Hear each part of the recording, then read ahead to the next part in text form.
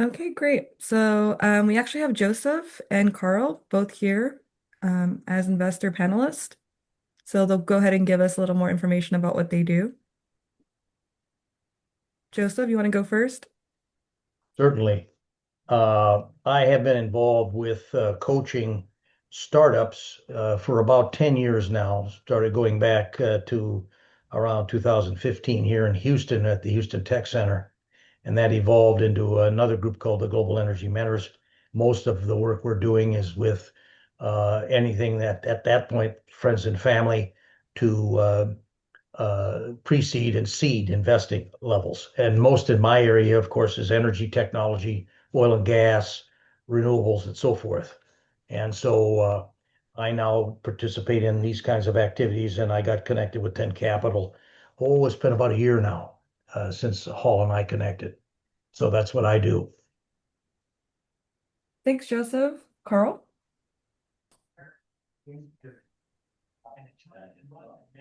Oh, I'm sorry, Carl. We can hardly hear you.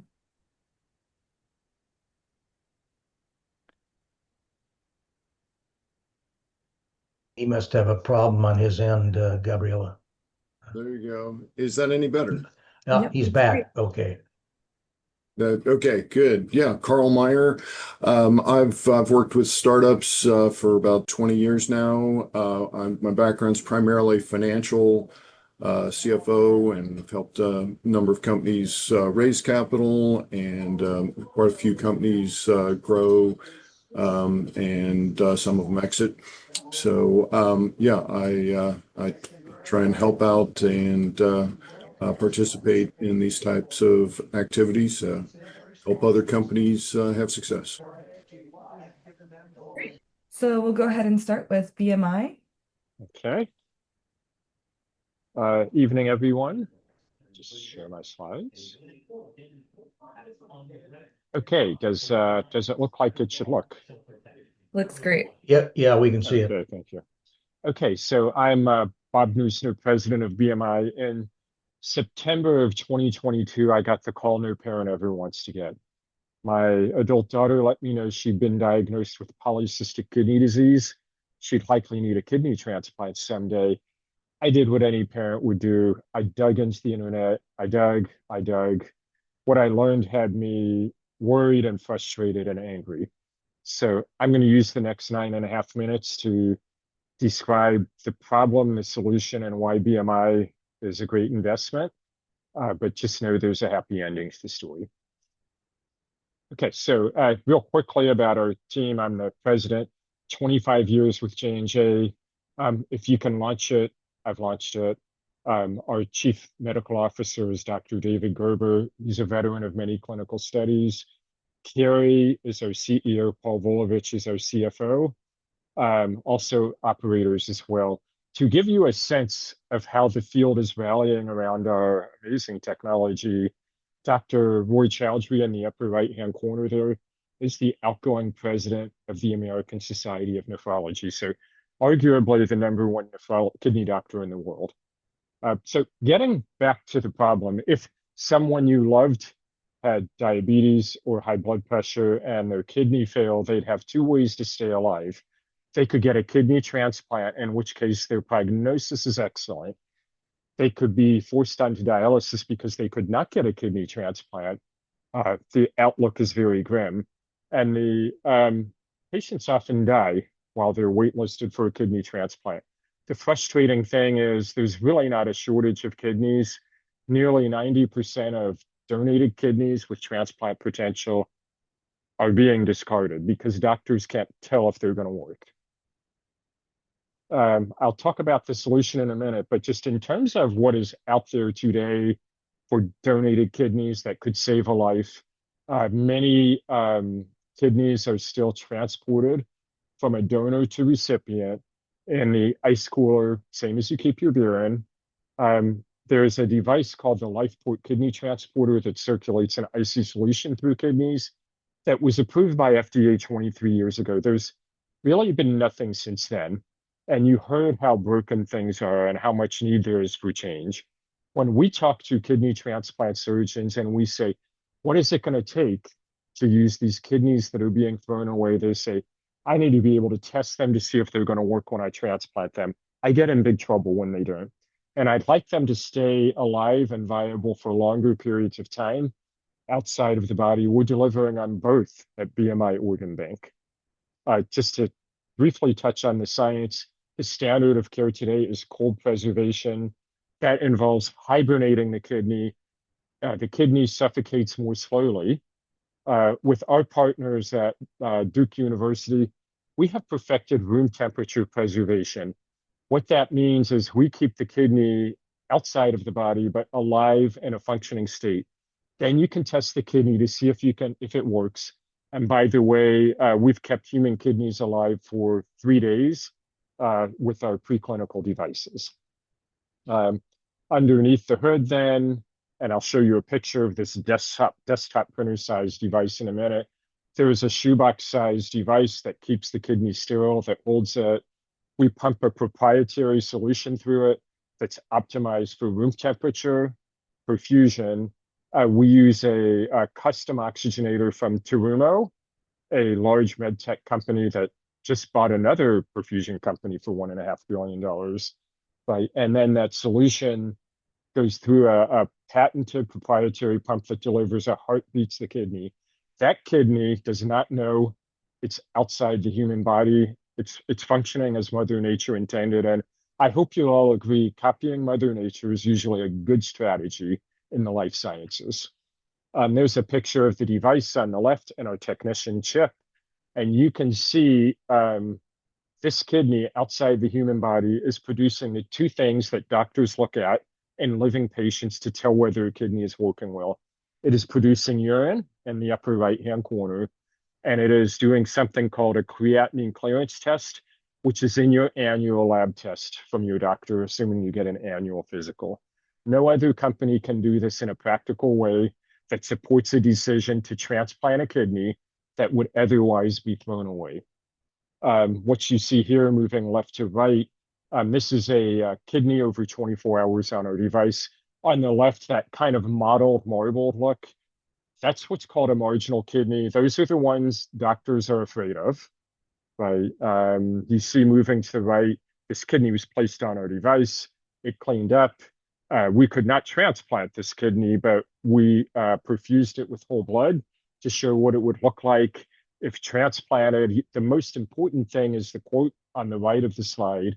The doctor said he would have declined the kidney on the left.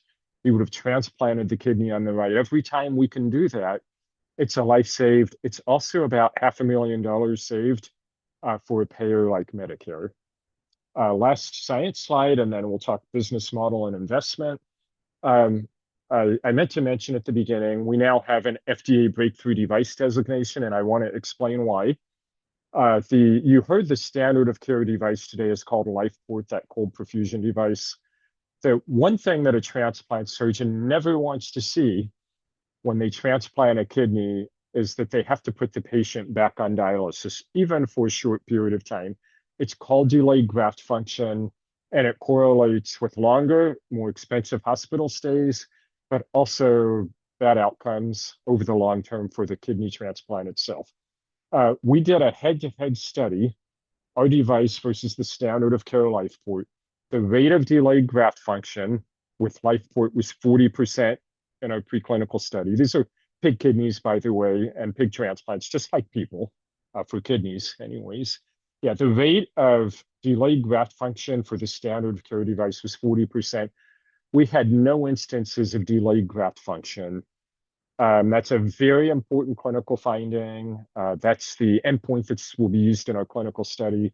We rushed this data to the FDA over the summer. They granted a breakthrough device designation in 31 days. And now we're here raising money from you so that we can get this into clinical studies. I would just add, we've had similarly spectacular results with human kidneys. Of course, we couldn't transplant them. So just real quick on the business model, and I had many years at J&J of launching novel technologies. I really like our story here. The device you saw, desktop printer size device, that's reusable. We will provide that to customers at low or no cost. The other parts you saw, the oxygenator, the cassette, shoebox size that holds the kidney. Those are single-use products. The customer has to buy them again for each transplant. That gives us a recurring revenue stream per transplant of almost $10,000. It's great for customers because it aligns with their revenue cycle from managed care. It's a big market, but it's a small number of customers. There are 55 what are called organ procurement organizations in the US. We can service them all with 6 to 9 account managers if we're not acquired before the time of launch. And my favorite part of the slide, reimbursement is where medical devices go to die. And because dialysis is bankrupting Medicare already today, they pay for every penny of organ procurement, including devices like ours. We have that in writing. We can share that if you're interested. And we've got a number of organ procurement organization partnerships already. A $4 billion a year SAM, not TAM. We feel we can substantially own this market with our product profile. If there's time, we'll talk more about some of the competitors in the space, past and future. We have a growing pipeline. So we're focused on kidney in this presentation. Just know we've already got livers working on our device, early stage device. We have a partnership with Stanford with ARPA-H funding to perfect whole eye transplants to cure blindness. Limb transplant has military funding with the battlefield applications and more. And where are we today? We are raising $6 million. We have already raised and collected over $3.5 million. That's through a convertible note. That investors include the National Kidney Foundation, who made a strategic investment, Band of Angels, Golden Seeds, Wexford SciTech, Park City Angels. Their deal was led by a transplant surgeon. It was the biggest investment in their fund's history. And Mid-Atlantic BioAngels joined us last week. These funds will be used to get us completely ready for the clinical study.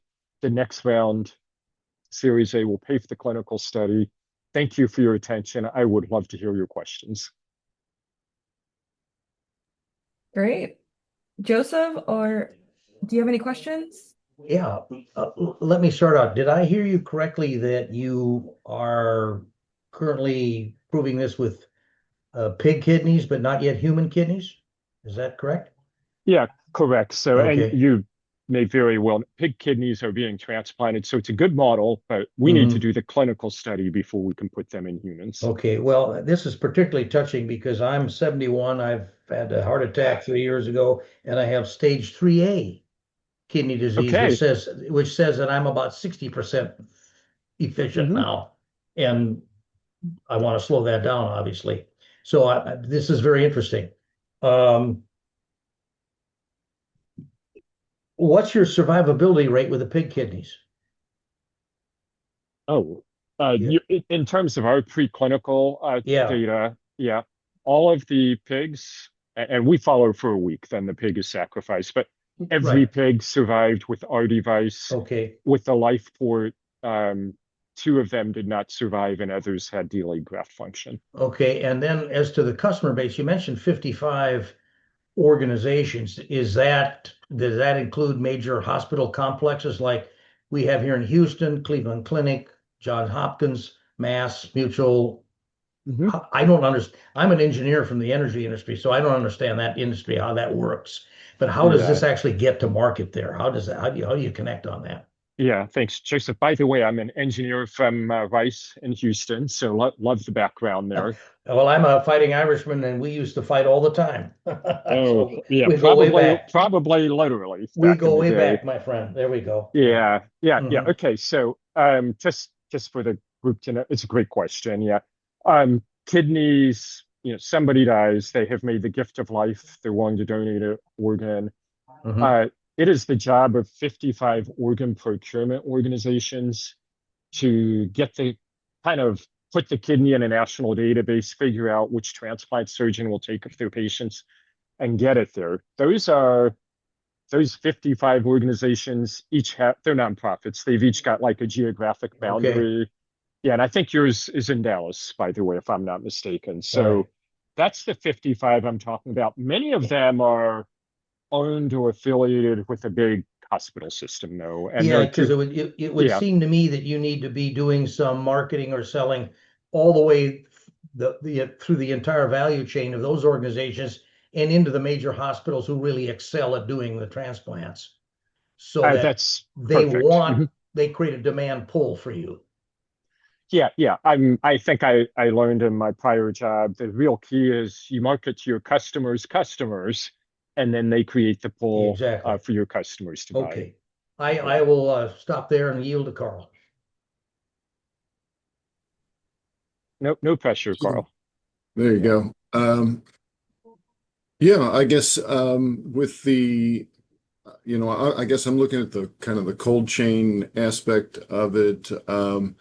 Is the what's your, the time that you can transport the, from location to location?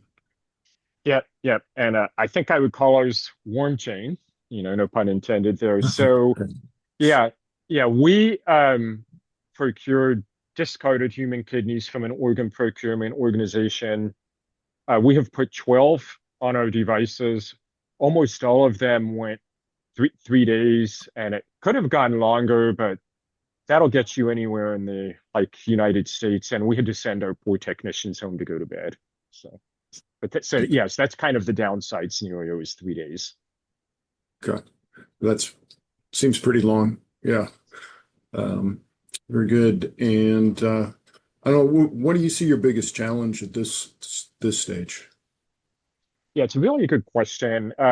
So we've met, with FDA 5 times. I think we understand the regulatory requirements. We need to do the clinical study with people instead of pigs, but we're confident based on the really dramatic pig findings.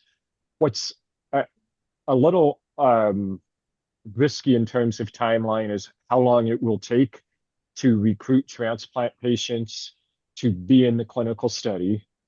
We are assuming that the clinical study will finish in early 2028 and that FDA will approve us in late 2028. We are working really hard to make that better or to keep it from slipping. But I would say that's more of a when issue than an if issue, if that makes sense. Okay. But it's Yeah. very real. And it's hard to recruit good people to come to a startup too. But you knew that. Yeah. Yep. Always a challenge. Okay. Well, Um, I have a follow-up question in case you don't, Carl. Go ahead. My question is with regard to the FDA, have you seen the rules change in terms of accelerating the path to acceptance? With the current administration, with Marty McCary and those guys now, has any of those rules changed that make you more optimistic that you can accelerate approval? Yeah, yes, in fact. So what I can share, we and the current administration, President Trump in his first administration, one of his signature health care policy moves was called the American Kidney Health Act, and it Mm, set really specific goals for more transplants. So he is, he's in the role again. We did receive this FDA breakthrough device designation, and that gives us the opportunity to go to the front of the line as we need regulatory engagement. So very mm. helpful to us. It's hard to know if we would have gotten that anyways, but we're going to attribute it to the good people at the FDA. And we also, because that is such a policy priority, if you've heard of ARPA-H, they are the government healthcare moonshot agency. We're in the final stages of a $41 million grant with them. That was sure came, from current administration. And if we can get that, we won't need a Series A, but never a certain thing. Yeah, well, hopefully, yes, of Yeah, course. that'd be great for investors and great for Great for patients. investors and great for the ultimate recipients. That's the whole point. Yeah. Indeed, I think about that every day, and I appreciate you sharing your story, Joseph, Yeah, if I well, didn't say it. we all face that as we get older. We run down, so this is not unusual. It's just that's the way it Uh, is. Yeah, yeah, body parts wear out. Yeah. yeah, you wear out. Anyway, great. Fantastic. Yeah. If there are no more questions, I yield the floor to my colleagues. So, We also have Suzanne Reed and Yi Yang who joined in as investors, so they are listening. I'm not oh, sure if do they you have have any questions? I apologize. I can't see everybody here. And the screen's kind of cutting people off up there. Oh, I need to If get rid of not, we that. can move on. Okay. Okay. Okay, Great presentation, Robert. Thank you. thank you. Next up, we have BMI OrganBank. Nope, that was last. I am so sorry, of course. Hmm. Sorry. That was my bad. We have SonoVascular next. Thanks, Kat. Replace current share. All right. There Hopefully you everyone can go. see that. Yep, we can see it. SonoVascular. Thank you. Great. Let me just get this in presenter mode.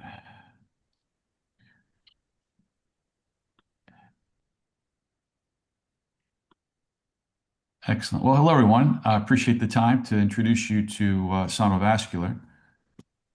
Uh, oops. Sorry, just trying to get my screen set up here. No worries at all. Take your time.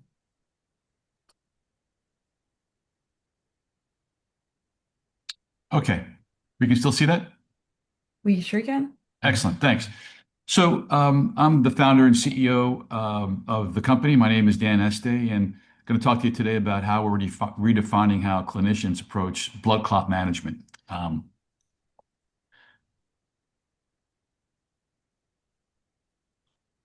For those that are not familiar, a very common blood clotting disorder is called venous thromboembolism. It affects over 900,000 people a year in the US alone.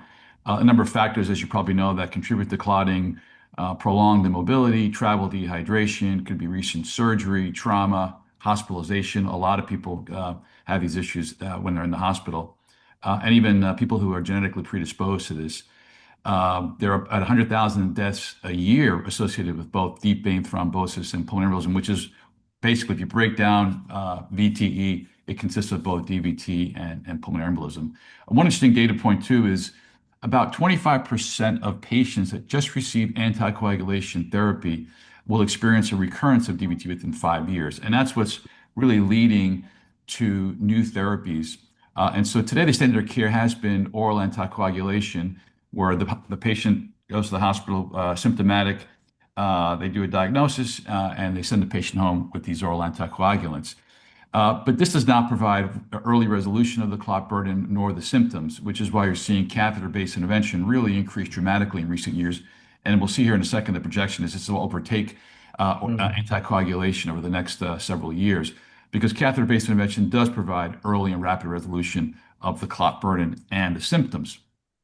So you can see here that already in 2025, the estimate is that catheter-based intervention makes up about 30% of all cases, with the projection being that by 2033, it will overtake anticoagulation alone as the primary standard of care. Current therapies still force clinicians to choose between imperfect treatment options for clot removal. So within the catheter-based universe, you can put it into the mechanical devices or the pharmacological devices. In the case of mechanical devices, these are catheters that are used to aspirate or suction out clot or try to capture and retrieve the clot. But the issue with these devices is that they cause blood loss, they traumatize the vessel wall, and can damage the valves, which are unique to veins in the body. In terms of pharmacological approaches, here is where you thread a catheter to the clot and deliver a thrombolytic drug, or what's known as TPA, to dissolve the clot. But this treatment, because of the high dosage of the drug, is required to take place in the ICU over several hours, typically overnight. So cost is a factor. So there are significant drawbacks and limitations with these devices today. The competitive landscape today is dominated by two players that make up over 80% of the market. And you have several companies that really are more Me Too-like that are chasing these market leaders, but really not having much success. And the reason for that is that they're just lookalikes with little to no differentiation versus the market leaders. And so what's happening is as they get to the hospital and try to convince the value analysis committee to get on the shelf, the pushback is, look, you're no different from what I have already. And on top of that, your clinical data does not tell us that your device is any better than what I currently have. And so what the market really is looking for is a breakout device that brings new technology that's differentiated with a clinical benefit. And that's where we come in with sonothrombectomy. If you think about this in terms of a pendulum, we can see that for many years, the primary catheter-based therapy was pharmacological, where you were, again, infusing that drug to dissolve the clot at the site of the clot. But because of that pressure to get the patient into the cath lab, we've seen a significant switch to pure mechanical devices. And again, you can see the number of companies there that are really chasing the leaders with Me Too devices. So what if thrombectomy could be faster, safer, and more complete? A simple procedure with no trade-offs. That's what we do with SonoVascular. It's a combination. We're saying, why choose between one or the other if you can have both a mechanical and a pharmaco approach, but one that's done in the cath lab with no need to treat the patient or monitor the patient in the ICU. A safer procedure with no blood loss, no vascular trauma, and low bleeding risk. A simpler procedure that can be used by doctors of different degrees of experience, both small centers and large centers. And then ultimately maximum clot reduction because you're leveraging two mechanisms for better functional outcomes in both PE and DVT. So that's why we believe and the key opinion leaders are working with believe that as our technology comes to market, that pendulum is going to swing back towards the middle. Someone who can offer a true mechanical pharmaco approach, leveraging both mechanisms, but in a cath lab-based procedure. So what we have is a truly novel approach to treating VTE. Again, we're leveraging dual mechanisms. We're leveraging both a mechanical and a pharmacological to unlock a new paradigm in clot management. So the first is the mechanical, where we deliver ultrasound to the tip of a catheter while we're infusing something called microbubbles, which serve as mechanical amplifiers. So when they're activated by the ultrasound, they begin to create cavitation that then debulks the clot. And then we combine it with a very low dose of the thrombolytic drug to have that pharmacological benefit. So ultimately, it's cath lab based. There's no bleeding risk. There's no blood loss. There's no trauma to the vessel or the valve. So rapid, precise, non-traumatic clot disruption and elimination. So we're breaking through the obstacles of today's catheter-based therapies. We don't see blood loss because we're not aspiration dependent. We're not seeing vascular trauma because we're not scraping the vessel wall. It's a very gentle device. We don't have a bleeding risk because we're using a low dose intraprocedural delivery of the drug. We're not in the ICU because it's a cath lab based. And again, we get better clot resolution because we're leveraging both mechanisms, mechanical and pharmacological.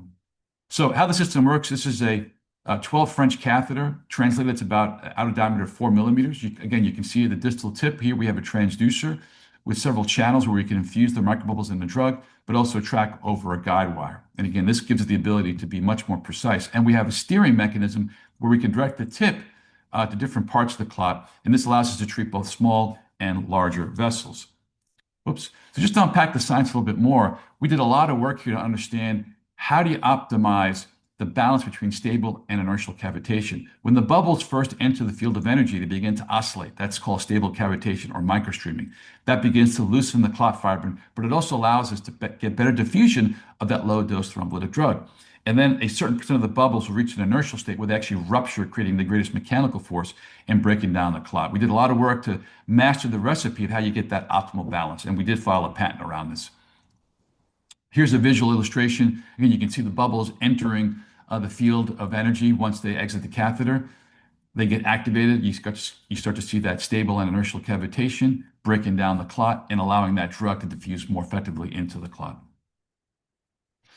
We are a clinical stage company, so we completed our first human study last year in deep vein thrombosis patients. And I'm happy to report that we had excellent results, very safe. We had no adverse events related to the device itself. We had complete clot removal without any bleeding or valve damage. We got the highest clot burden reduction score as measured by a very well-known scoring system called the MARTA score. We saw significant improvement in the patient's symptoms out to 6 months, and these p-values were significant. And this compares very favorably to the existing devices on the market in terms of both clot reduction, but treating patients that actually had more complex disease. We also had a very successful pre-sub meeting with the FDA just last week, where we aligned on the clinical protocol for the pivotal study, which we expect to begin later this year. Here you can see one of the patients we treated before and after. So on the left-hand side, you can see a patient's femoral vein, which is completely occluded here. So there's no contrast media flowing. And post-treatment, you can see a very nice outcome with clear flow through the vessel. But also, I want to point out, you can see the valves are perfectly intact. This is really critical because if you damage or strip those valves, the patient will then have what's called venous reflux or venous insufficiency, which also leads to long-term poor outcomes. So we're building several barriers to entry. We have filed several patents around the technology, including that respiratory patent I talked about a few minutes ago. We also own all our trademarks. And on top of that, because the microbubble plays such an important role, we have an exclusive partnership with the #1 company in the country called Lantheus. They have about 80% market share. So we believe together this provides a nice picket fence around what we're doing to keep others out, certainly in the early years. This is a large growing market shaped by unmet clinical need. As I said earlier, what's driving this is that transition from solely anticoagulation to catheter-based therapy. We believe that within 4 years of launching our product, we can generate revenue of about $400 million. That assumes a average selling price of $7,000 for each catheter, which delivers greater than 70% gross margins. And for reference, the current devices in the market are priced between $6,000 and $10,000. So I think we've been somewhat conservative in how we're going to price this system. So to really win in the marketplace, you need a unique value proposition that delivers both clinical and economic utility. And we do that with this system. On the clinical side, we've talked about more complete clot removal, leveraging those two mechanisms, no blood loss, no vessel trauma. And that translates into a cath lab-based procedure, which avoids the cost of the ICU. And also being in the cath lab, you enjoy better reimbursement rates. So the economics for the hospital are superior. We have a clear validated regulatory pathway. As I mentioned, we met with FDA last week, so we're clear on what we need to do for the pivotal study. It'll be a 100-patient prospective single-arm study with 30-day follow-up. Estimated launch for that product will be in the second half of 2028. And then for our second indication, which is PE, that's also a study of about 110, 220 patients. So right now we're raising a Series A of between $6 and $8 million. This is to fund the advancement of our clinical and regulatory milestones. As a company, prior to this round, we raised about $10.3 million through a series of convertible notes.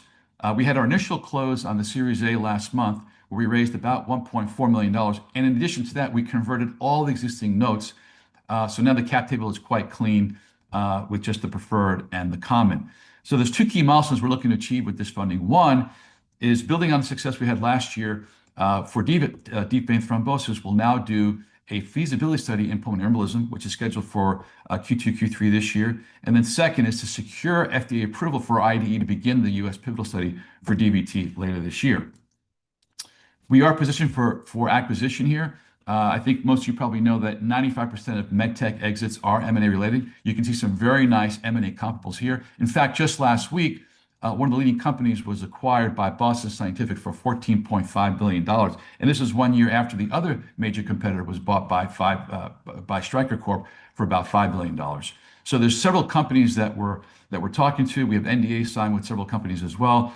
They really like what we're doing. They're tracking us. And as we continue to de-risk both the clinical and the regulatory pathway, I think we're going to put ourselves in a good position for a nice exit here in the next few years. We have a well-defined path to market. You can see the timeline here for both indications. Again, the goal is to be on the market in the US in the second half of 2028 for DVT, followed by PE 1 year later in 2029. Our management team has extensive experience. I have over 30 years experience myself in medtech. My colleague Luke Carrata has about 25 years. Between the two of us, we also have about 40 years of collective M&A experience where we were doing deals with companies like Johnson & Johnson, Abbott, and Becton Dickinson. So we understand that side of the table. And then we have two very capable leaders that are driving our clinical, regulatory, and engineering functions, both with extensive experience in this field. So to sum it up, we're building momentum across every dimension, excellent clinical results in our first in-human study. We're on track to initiate the US pivotal studies later this year and into next year for both indications. Well-established pathway with FDA and alignment around what it's going to take to get to market. An exclusive partnership with that microbubble company, really, again, providing better protection. And I'm also honored to say that last year we won the Angel Capital Association 2025 Luis Villalobos Award for the most innovative life science company of the year. So with that, I look forward to taking your questions. Fantastic, Daniel. Thanks. Joseph or Carl, do either of you have any questions? Or perhaps Suzanne, Yi? Well, this is Joe again. This is another thing that hits home with me, both with my brother who had a section of his vein in his right leg removed, cleaned out, and put back so that the clot would not go to his heart if it Yeah. occurred. And then after my wife had a appendectomy, her leg below the knee swelled up all the way down to her feet. So one of her doctors said, you need to see a cardiologist because the veins are not flowing blood back up. And so she didn't have DVT, but if you ignore it, you could get DVT, which could lead to bad consequences. So I'm not sure what the procedure was that the cardiologist used, but it's given her great relief, and the swelling's all that's gone now. So whatever the current method is that's most popular apparently worked. But it would strike me it seems to me that there's a huge market for this among people who have this issue, not only for seniors like we are, but for other people who have weight issues or whatever else, and therefore they get plaque or whatever else in their veins, and they need to have the right blood flow or they're in trouble. So I don't have a specific question beyond that. Well, you might come back and say what the current state of the art is, Daniel, and what the difference is, because most of us, I'm a chemical engineer, so I want to understand how things work, but I'm not a biologist or a doctor, so I don't follow that. Posting this up, I'm gonna take a nap. Post this Yeah. up. Sure. No, So thanks that's for the those. extent of my question is, this is a complicated issue that most of us lay people don't understand very well, even though you did a good job of explaining it.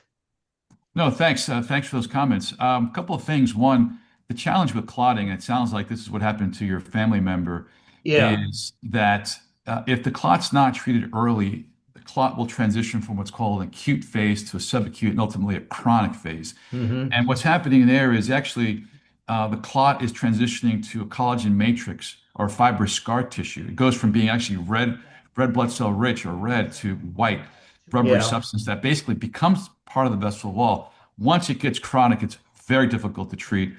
Typically, it's already destroyed the valves if it's clot that's in the deep veins below your waist.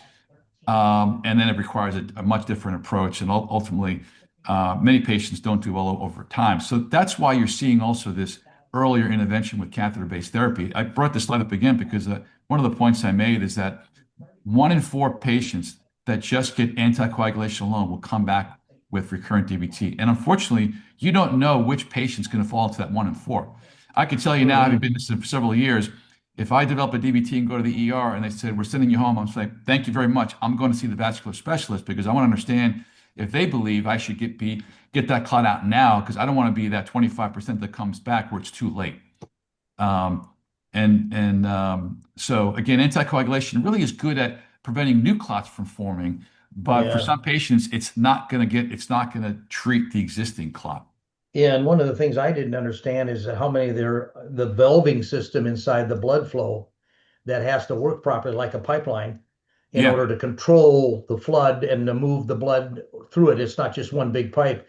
It's a dynamic system that has to work, and if that's interfered with, you're in trouble. So that's that's right, the and reason why that's this what's is interesting to me. right. No, thank you. That's why veins are unique, right? Because arteries do not have this valve system. It's only your Yeah, veins. it's the return Um, flow then. Yeah, It's right. It's modulating that flow of blood back to the heart, and yeah, if they're not working, what happens then the blood starts to pool and your legs get swollen. yep.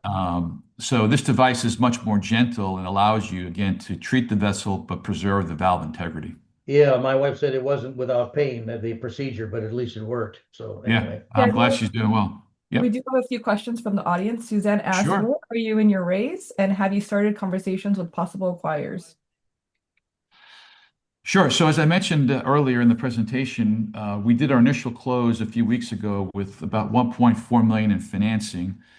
Since then, we've received another, I'd say, million plus in commitments. So, we're well on our way to getting towards our minimum $6 million goal. Um, in terms of strategics, as I mentioned, both Luke and I spent many years on the buy side for corporate corporate buyers. So early on in the process, we wanted to make sure we were engaging our former colleagues because we understand getting them up to speed on what we're doing is important. So as I said, we have a few NDAs signed. I'd say from their perspective, they really like what we're doing. They believe as we said in our presentation, to win in the marketplace, you're going to need differentiation with clinical benefits. And so what they want to see from us is more clinical data. So they're excited about the 10 patients treated last year. They're excited about the 10 we're going to treat this year, and of course, getting our pivotal study started. So I think from a acquisition timing point of view, both Luke and I believe that we probably have to have somewhere between 75 and 100 patients treated to get to the point where we have de-risked the company enough where it would compel these companies to come in and say, you know what, let's talk, maybe it's time to acquire the company. For that reason, if you think, our base case assumption, assuming everything goes according to plan, is that our acquisition window is probably sometime in the late 2027 to 2029 timeframe. Fantastic. Thank you, Daniel. Sure. Okay, with that being said, we'll go on to the next pitch. And I'll stop sharing here. Yes, please. We have Orphagen Pharmaceuticals. Thank you very much. It's a pleasure to be here. Let me get my slides up. And I'm Scott Thatcher. I'm CEO and founder of Orphagen Pharmaceuticals, and I think I've been joined by Paul Crow, my VP of R&D.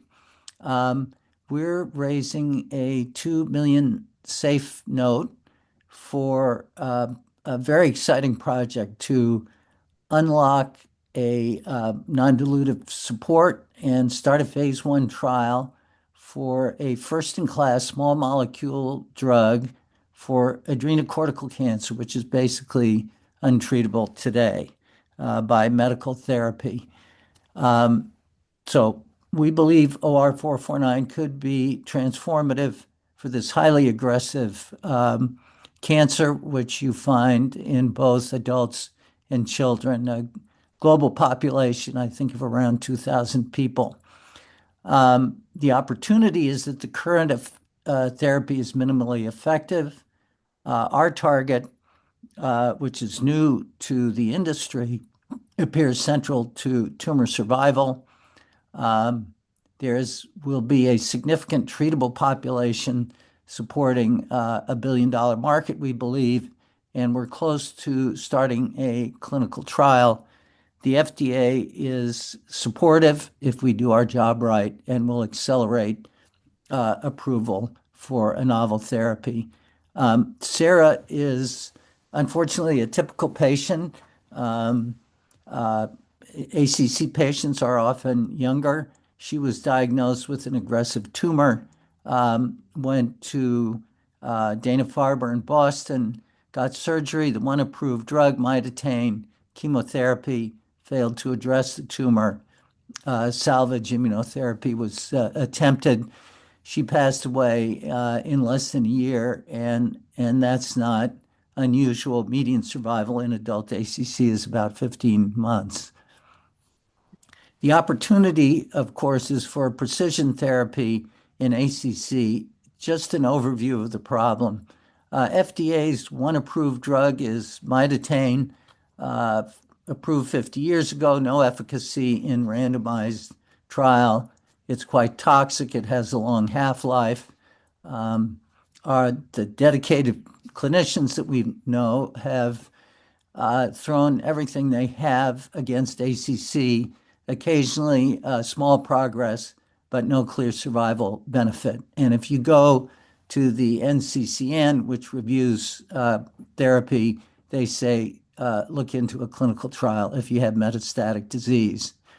So SF1 is well known in the endocrine field as a tissue selective transcription factor, and it's a candidate tumor driver for ACC, partly based on our own data. And we've pioneered small molecule antagonists and have identified OR449, and we're moving it towards the clinic. A question that's very relevant here is, can you make money on a rare cancer? And examples are drugs for pediatric brain cancer and Cushing's disease that we're familiar with. Pricing is about $450,000 per patient per year, significant sales. This would apply to us. As you know, there's limited price controls in the US, and insurers will pay considering the other costs that these patients incur. And secondly, the FDA understands that randomized clinical trials, first off, are an obstacle to getting these into patients. So they would give us accelerated approval with strong data in a single arm phase 2 trial with 50 to 80 patients. We know that about 2,000 patients are treated with mitotane today, and with approval of 449 as first-line therapy and improved patient survival, which of course we have to prove in the clinic, we would expand that market, and there would be additional subsequent approvals as adjuvant therapy for individuals whose tumors had been removed, combination therapy, and so forth, for a potential peak market of 5,000 patients globally. And at the pricing I mentioned, you see this could become a major drug. A little bit about the target. SF1 is required for development of the adrenal gland, shown on the left on top of the kidney. The tumor consistently expresses SF1, so it's a diagnostic or prognostic marker for the tumor.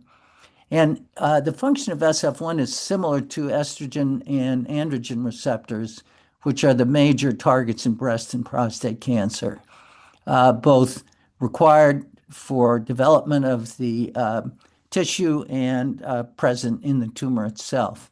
Finally, SF1 in pediatric tumors is amplified at the gene level, and the FDA has recognized that and would like to see that drug developed. We have discovered 449 at Orphagen. Patents are being allowed. They will last for another 17 years. We have no obvious competition there. There's not much else going on for the disease, and we're close to IND filing. Importantly, here's some of our preclinical data with a patient-derived tumor grown in a mouse. At a very reasonable dose, we were able to block tumor growth completely and use this as evidence that this drug has opportunity in the clinic. So what's our strategy? I mentioned you can get accelerated approval. So we'll file an IND as shown on the top, start a phase 1 trial in adults. When we get some safety findings in adults, we can go to the pediatric population. We think those patients will actually respond better to the drug. And so we have a two shots on goal strategy, and they're mutually supportive. The safety in adults allows us to go into the pediatric patients. Efficacy in pediatric patients will strengthen our case for adults. We expect to get approval as first-line therapy, as mentioned, and in the case of pediatric ACC, to get a priority review voucher if the legislation is approved in Congress, reauthorized, and our drug is approved first for that indication. Because this is a new target, we're constantly exploring its potential, and SF1 looks like it may be active in an important subset of head and neck cancer as well. The $2 million safe note will match funds from the Texas State Cancer Fund in year 1, allowing us to file the IND and get the first patients on drug. We'll turn around and raise a Series A based on that data, and that's where we'll get the critical clinical findings of safety, pharmacokinetics, and target engagement in year 2, and first clear signs of efficacy once we find the right human dose for the drug. and at the same time begin to elicit data from pediatric patients. This puts us in a strong position with the partners that we've talked to who are following us, who say that if we're going to have a serious discussion, we need that kind of data. So we're doing the safe note on a $10 million pre-money. You can see in our graph on the left that we hope to have a modest increase in value for the angel investor with the Series A, and once with real clinical efficacy and safety, a substantial increase when we raise the Series B to go and do a registrational trial for this drug. We have a team that's been around this area. I've worked on this target class for more than 20 years. Paul Crow, who's here, joined me more than 10 years ago, has very deep drug development experience. Len Post has taken a number of drugs into the clinic. He's on our board, advises closely. Kelly Beck, strengths in finance and investor relations. Gary Hammer studies both ACC and SF1 in his academic life and is recognized as a leader. So we built a team that can do the clinical trial. So I'd like to summarize by saying that there's, in spite of this being a rare disease, there's peak sales potential in the $1 billion a year range. There's a rapid regulatory path for a novel small molecule drug and potential for rapid commercial uptake as a first-line therapy. A significant grant that mitigates the early clinical risks. So we're entering first time in patients, and that's the toughest place to be. And then there are expansion opportunities. So I'd love to hear your questions. I would love to talk to any of you as a follow-up about this project. I'd like to remind folks that patients are waiting, and we hear from them occasionally about this opportunity. Thanks very much for your attention. Fantastic, Scott. Joseph, Carl, do No either of you question, have any no questions? questions for me for this one. Carl, would you happen to have any questions? Or perhaps Suzanne? I've convinced you all, and I know this is a new area. Small molecule therapeutics is a specialized area, but this is where you can have a really transformational effect. Would love to take any question of any kind.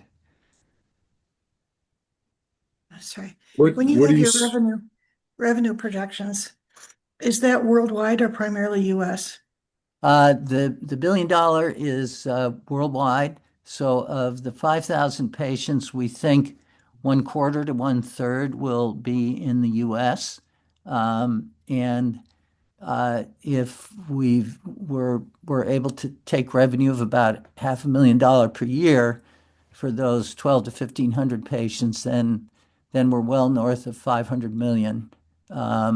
And the price we suggest of 450,000 to 500,000 per patient per year, we actually think is conservative compared to the examples that I showed you. Our cancer is much more aggressive, and the need for immediate therapy is greater. Okay, And and then just one more question. yeah. So I'm still trying to figure out how much has to be proven out before an insurance company will pay for anything. I assume you're counting on insurance coverage. Can you Oh, do that? absolutely. Yeah, Yes. What I didn't go into a lot of detail, but accelerated approval means that the FDA is going to let the drug on the market, and at that point, insurance companies will pay. But the FDA will require us to do a follow-on trial, possibly a randomized clinical trial, within a certain period of time that's negotiated.